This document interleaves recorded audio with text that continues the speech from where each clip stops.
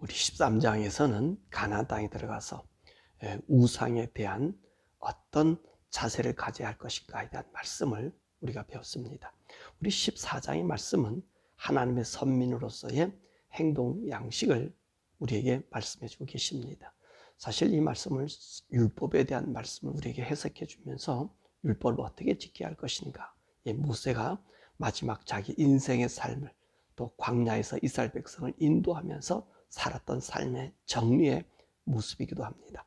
자, 그래서 오늘에 있는 말씀을 보면 이 장례에 대한 말씀과 음식과 그리고 11조에 대한 말씀을 14장에서는 들려주고 있습니다. 이 장례에 대한 애도에 대한 행동을 1절과 2절에서 말씀하고 계시는데 이방의 풍습을 따라 행하지 말라 그렇게 말씀하고 있습니다. 사람이 이제 죽었어요. 그러면 장례를 치르잖아요. 그럼 우리가 생각하기에는 대수롭지 않게 이렇게 우리가 좋은 게 좋은 식으로 모든 사람들이 유익하면 유익한 것으로 생각합니다. 그런데 하나님의 백성으로서 장례나 이 모든 인생의 삶의 절차는 다르다는 것입니다. 구별되었다는 거예요.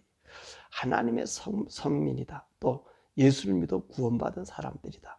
라고 하면은 우리들의 삶의 행동의 모든 양식이 구별되어져야 된다는 거예요. 달라져야 된다는 것입니다. 이 세상에 좋은 것으로 따라가는 것이 아니라 하나님 마음에 합한 것으로 우리가 살아야 되는 것이지요.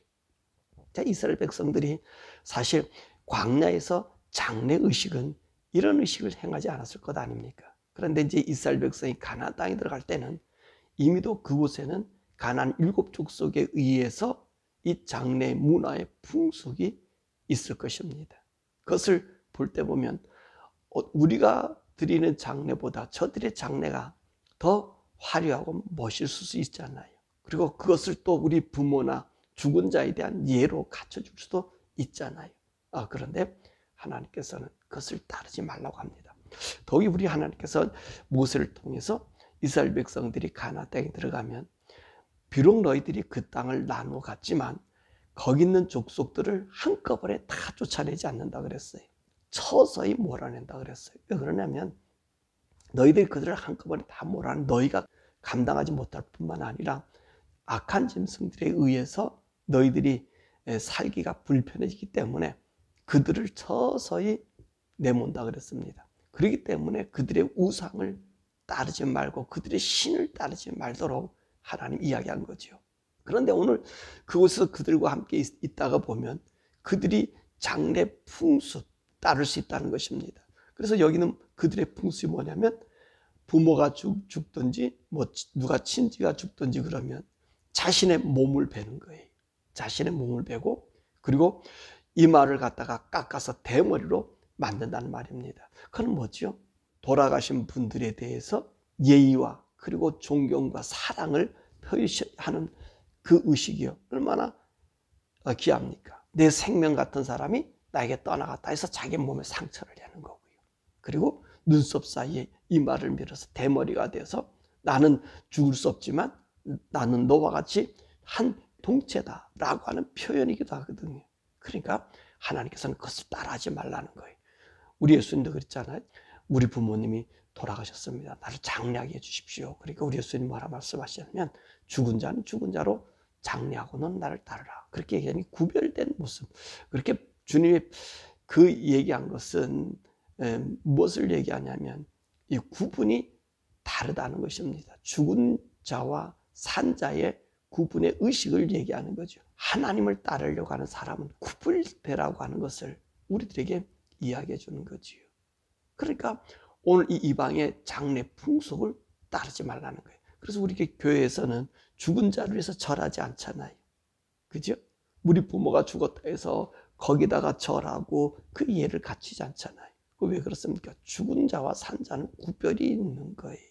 그래서 그런 것이고요. 우리가 매년 부모님들의 기일이 돌아오면 제사상을 차려놓고 거기서 뭐 하는 것. 우리 기독교에서는 그걸 하행하지 않잖아요. 근데 그게 얼마나 멋있습니까? 부모에 대한 효도고 부모에 대한 공경이고 그런 것을 행하면서 우리가 살잖아요. 우리는 그런 제사를 어떻게 보지요?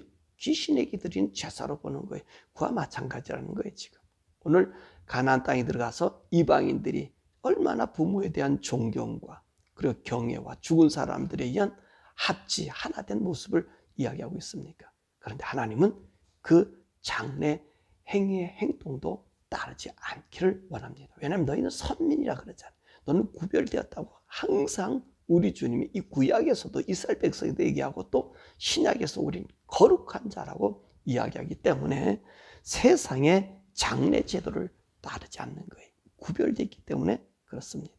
하나님의 백성, 이 선민은 음식에 대한 그 태도도 다르다는 것입니다. 그래서 정한 음식과 부정한 음식으로 나누어 우리에게 말씀하고 계십니다. 그래서 우리 하나님의 선민들은 정한 음식을 먹어라. 그럼 정한 음식을 먹으면 그 음식은 짐승은 어떤 짐승을 먹어야 되고 물고기는 어떤 물고기를 먹어야 되고 새는 어떤 새를 먹어야 되는가라고 얘기하는 것입니다. 그러니까 먹는 것 자체도 구별되는 거예요. 먹는 것 자체도 깨끗하라는 거죠. 그래서 짐승 같은 경우는 굽이 갈라지고 새김지라는 동물을 먹어라. 쪽발이면서 새김지라는 그 짐승을 먹어야 돼요. 그러니까 소와 양이나 염소나 그다음에 사슴이나 노루나 이런 종류들, 야생동물이라고 할지라도 굽이 갈라지고 새김질하면 그것은 먹을 수 있습니다. 그리고 또 먹을 수 있는 물고기는 비늘이 있고 지느러미가 있는 고기는 어느 물가에 사는 고기라도 다 먹을 수 있습니다. 그러나 부정한 음식은 뭐지요? 아까 얘기한 것처럼 굽이 갈라지거나 새김질하지 못하는 그런 짐승들, 둘 중에 하나만 있어도 안 되는 거예요. 그러니까 굽은 갈라지고 새김질을 못한다. 그러면 부정한 것이 되고요. 새김질하는데 통굽일 때는 그 짐승이 부정한 짐승이 되는 거예요. 그래서 우리가 알고 있는 돼지 같은 경우는 쪽발이지만 새김질을 못하잖아요. 그건 부정하고, 이 낙타 같은 경우는 통굽에다가 새김질하고, 이런 것들은 부정한 음식이 되고요. 물고기 같은 경우는 비늘과 지느러미 없는 것은 모든 것이 다 부정한 것이 되고요. 새 종류 같은 경우는 대부분 맹금류 종류, 학, 갈매기, 까마귀 등은 부정한 것들입니다. 그리고 우리가 먹을 수 있는 것은 뭐 치킨 같은 것들은 날아다니는 짐승이 아니니까 그런 부분들, 그것은 먹을 수 있다. 그렇게 구분시켜줬어요. 이 구분에 대한 음식에 대해서 자세하게 말씀하신 것은 레위기 11장에서 우리에게 말씀해 주고 계십니다. 그래서 이스라엘 백성, 이 선민들에게는 하나님께서 정한 음식과 부정한 음식을 나누어 줘서 먹게 했죠. 그러나 이 부정한 음식들과 이 정한 음식들은요, 이스라엘 백성은 못 먹어도 그 땅에 거주하는 여행객이라든지 이방인들에게는 주거나 팔 수 있게 된다라고 말씀하고 계신 것입니다. 그래서 이 하나님의 백성은 이 정한 음식을 먹지 부정한 음식을 먹을 수 없다는 것입니다. 또 한 가지 여기서 우리 하나님께서 말씀하시는 것 중에서 염소 새끼를 어미젖으로 삼지 말라 그렇게 얘기했습니다. 여기 보세요. 염소 새끼 같은 경우는 이 굽이 갈라지고 깨끗한 짐승 아니에요. 그런데 어미젖으로 그 짐승을 삶아요. 새끼를 삶아요. 근데 그걸 먹지 말라 그랬어요. 왜 그럴까요?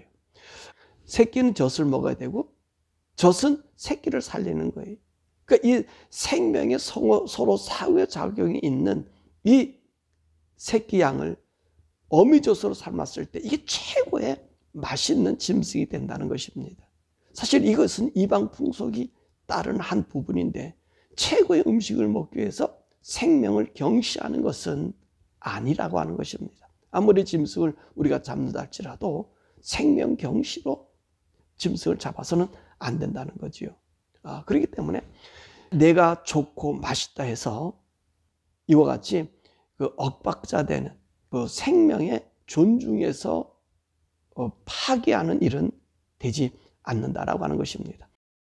지금 현재 이 성도들에게 있어서 이 음식은 어떻죠? 모든 것은 다 먹어도 됩니다. 다 가해요. 부정한 음식이다, 정한 음식이다 이런 걸 우리가 따지지 않아요. 우리가 모든 것은 다 먹을 수 있습니다. 그 대신 우리 성도들은요, 남들이 거부하고 혐오하는 음식은 안 먹는 것이 좋겠지요. 그렇죠? 대부분 어떤 것일까요? 우리가 잘 아는 한국의 애완용 강아지를 먹는다, 이런 것이 사람들이 너무 혐오한다. 그러면 우리 성도들은 그 먹는 것에서 벗어나야 되겠죠.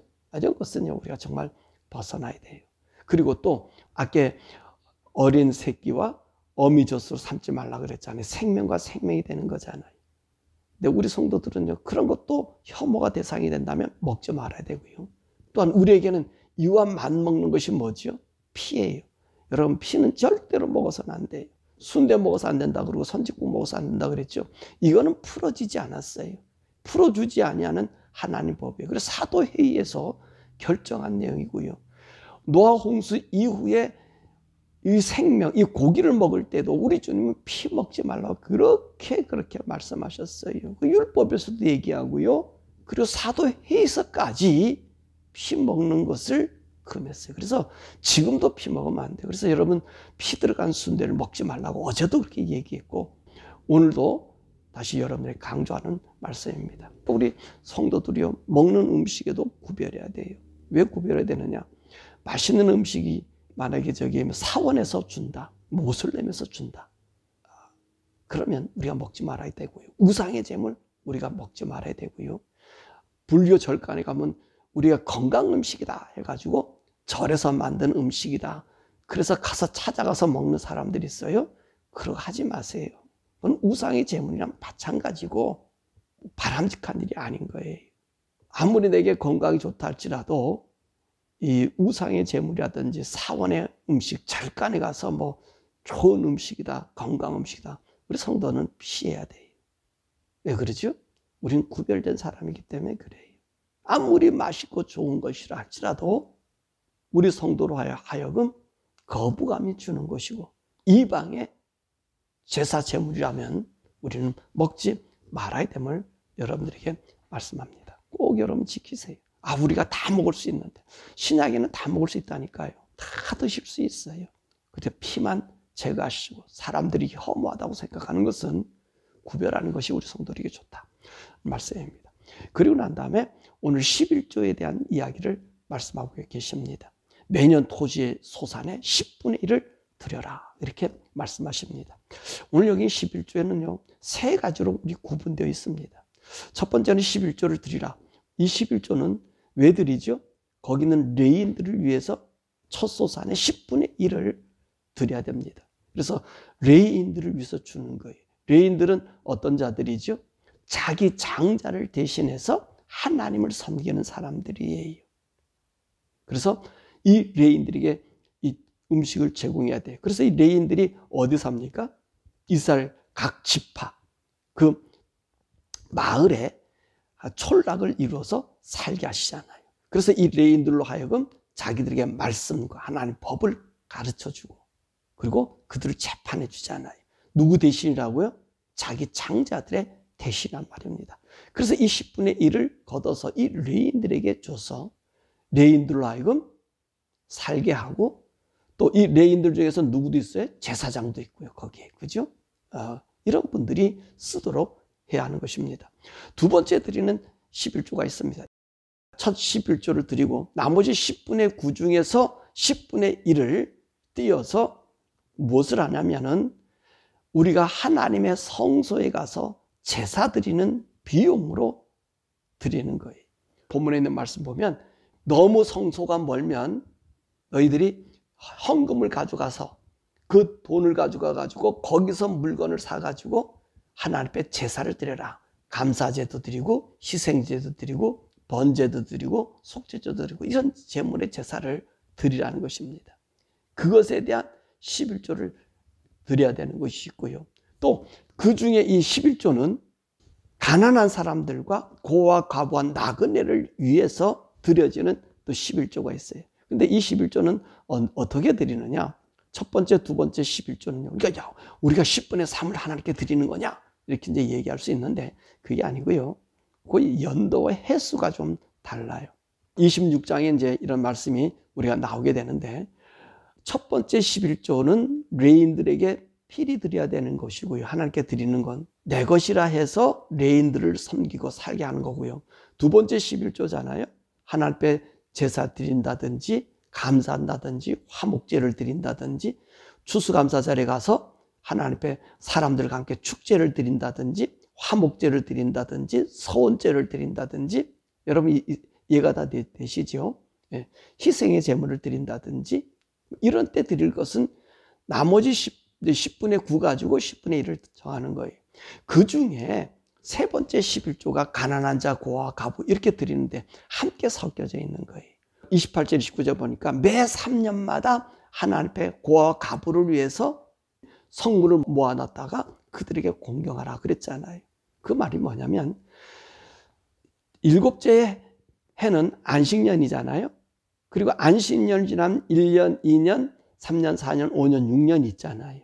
그래서 1년, 2년, 4년, 5년 이 해는 감사제물로 11조나 이런 것을 가지고 이제 하나님의 성물로 드려서 희생제, 감사제 이런 것을 드리는 거고요. 3년, 6년은 성중에 모아서 우리가 그 11조를 내서 고아들을 줄 수 있는 그리고 가난한 자를 도울 수 있는 그 성물로 드리는 거예요. 그러니까 10분의 9를 가지고 연도를 나눠서 드린다 이렇게 생각하시면 되는 거예요. 모세는 철저하게 이 백성들에게 나누어서 하나님 앞에 드려짐에 대한 이야기. 이건 모든 것을 다 무엇 때문에 우리가 드리는 거죠? 11조. 뭐 이렇게 또 11조를 드리고 난 다음에 여러분들이 교회에서 감사 제물도 드리고 뭐 여러 가지 예물을 드릴 수 있는 것은 무엇 때문에 그러는 거죠? 하나님의 은혜의 고마움과 하나님이 나의 하나님 것을 고백하는 고백의 신앙이거든요. 그러니까 여러분 드리는 거예요. 우리가 드려진 헌금은 나를 위해 쓰는 기보다는 나에게 주어진 이 예물을 나의 드린 피와 정성과 헌신이자 이것을 하나님께 드리고 이것을 또 누구에게 드려요? 교회 목사님들한테 헌금을 드려서 그 부분들이 살도록 하는 거예요. 근데 우리가 여기서 한 가지 좀 우리가 생각해 봐야 될 것은 요즘에는 교회가 비즈니스가 되고 경영이 돼가지고 하나님께 드리는 헌금을 왜 어디에 썼니? 자꾸 이렇게 물어요. 그럼 이건 좀 문제가 있어요. 그럼 아예 내지 마세요. 그건 내 돈 내고 내가 돈 내서 쓰니 내 돈 어디 썼냐고 얘기하는 거거든요.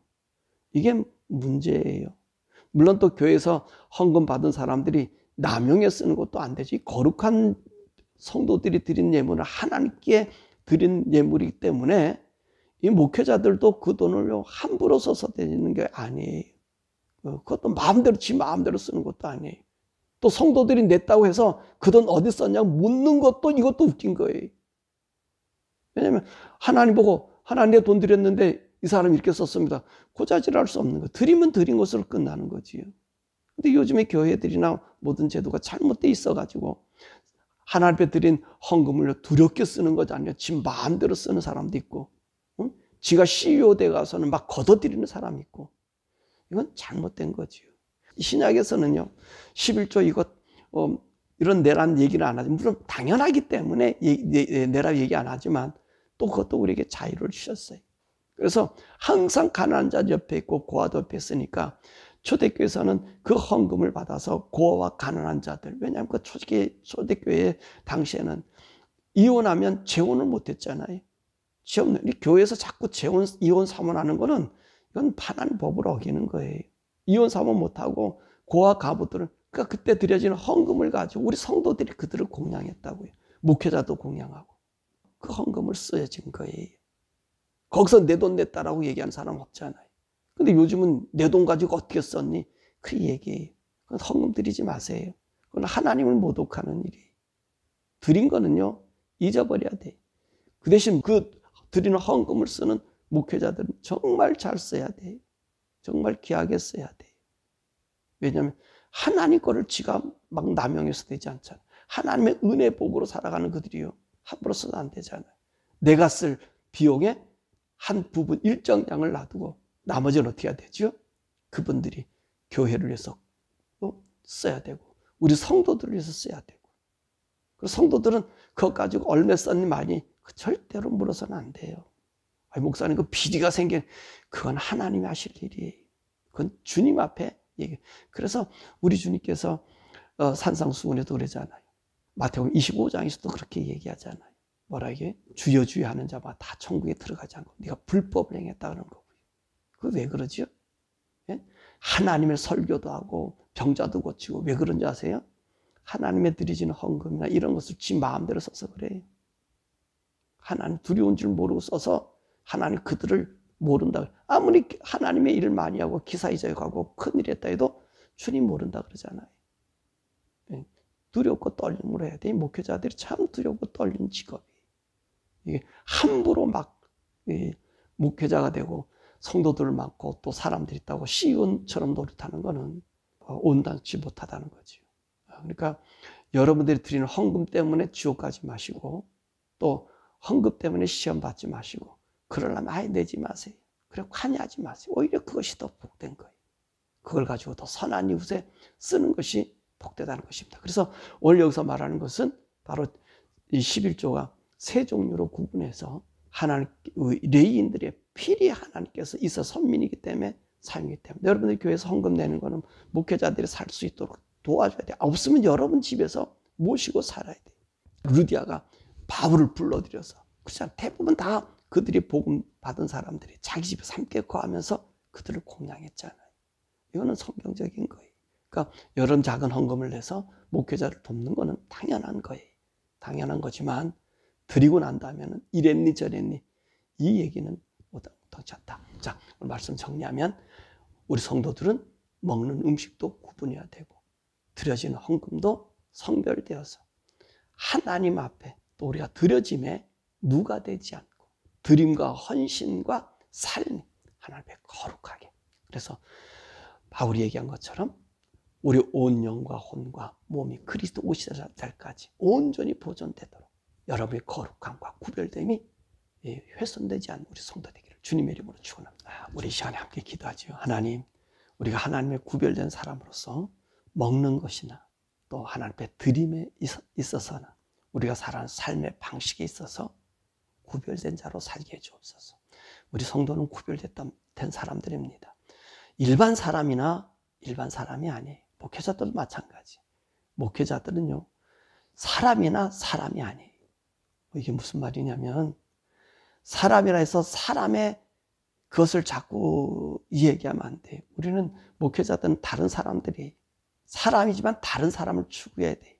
하나님의 뜻을 따라 사는 그 발걸음이 돼야 돼요. 그러니까 인간의 본성이 나오지만 이 본성을 때로 누리려고 노력해야 되는 게 이 목회자. 이 목회자 이게 아주 골치 아픈 삶이에요. 근데 여러분들 그분들을 이해해 주셔서 잘 복양하시고요. 우리가 기도할 것은 하나님, 우리가 거룩한 자로 구별되어 싸우니 거룩한 삶 살게 하시고 거룩한 영의 양식과 함께 거룩한 생활을 유지할 수 있고 드림의 사람이 되게 해달라고 우리 주여 부르고